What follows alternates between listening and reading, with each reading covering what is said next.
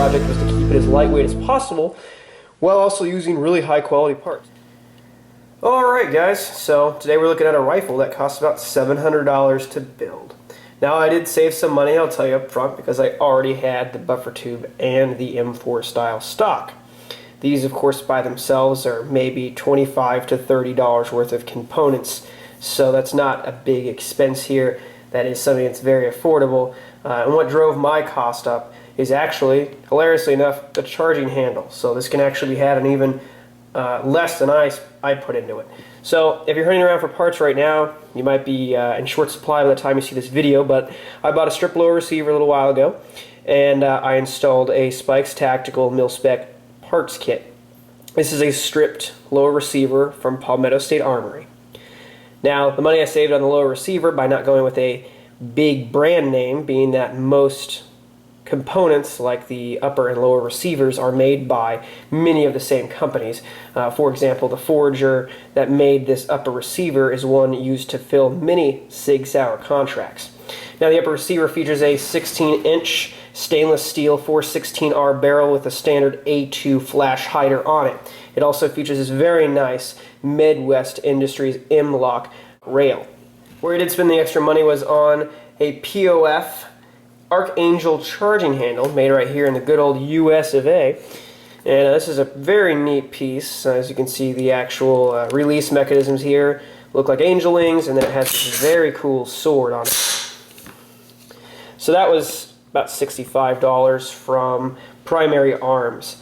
I then ordered a second Fail Zero bolt carrier group. I was very satisfied with my first one overall, and I felt that the extra money for a Spikes Tactical nickel boron one just really wasn't worth it. I didn't see a huge quality difference between the two, other than the staking job, which was basically the same. And honestly, this one has a much nicer staking job, and I think it may even be sourced from a different manufacturer. I'm not entirely sure offhand if Fail Zero makes their carriers in-house, but based on what I saw with this bolt carrier, it does not appear that they do. And if they do make them in-house, then they completely changed the way they are making these carriers. This one actually has a Made in the USA on the side of it, which I believe I've seen on some LMT carriers and a few other high-end bolt carrier groups. This bolt carrier, I believe, was $150, so it's not a lot more than a standard phosphate or nitrate carrier, and it makes cleaning just so much easier. It's also a lot less abrasive and runs a lot better once the lubrication dries, and you should in theory be able to run it longer and harder than than you would a standard phosphate or nitrate carrier that was running dry from a high round count.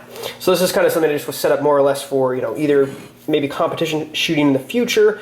Currently I'm trying to figure out and debating what sights I want to put on it, or whether or not I just want to put a red dot on it. Both of which I'm considering. I'll probably end up doing maybe polymer sights, be it Magpul or Fab Defense ones like I have on my AR pistol, and then maybe a budget red dot or maybe an aim point. I'm really not sure. I've seen some good reviews out there, and actually that's part of the reason I'm making this video. If you have suggestions for a budget red dot or a high-end red dot, or which way you think I should go, I'm kind of crowdsourcing ideas on this right now.